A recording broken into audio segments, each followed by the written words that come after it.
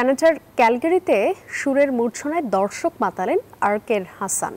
তার ৯০ দশকের বিখ্যাত সব গানে মুগ্ধ শ্রোতা দর্শনার্থীরা।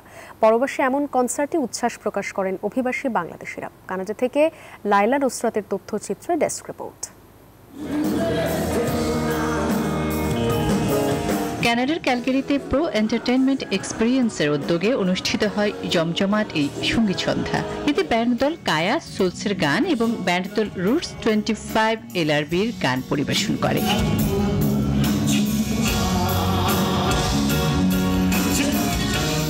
এরপরে মঞ্চ মাতাতে আসেন আরকের হাসান। নিজের জনপ্রিয় সব গান গেয়ে হল ভর্তি দর্শকদের মাতিয়ে তোলেন এই ব্যান্ড তারকা। এ সময় দর্শক শ্রোতারা হাসানের সঙ্গে কণ্ঠ মেলান। পুরো অডিটোরিয়াম পরিণত হয় এক খণ্ড বাংলাদেশে।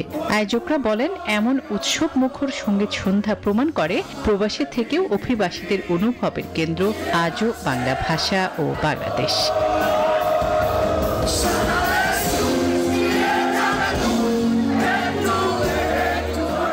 Desk report, news 24।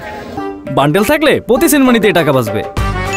বিকাশ সেনমানি বান্ডিল কিনে জিতুন প্রতি লেনদেনে।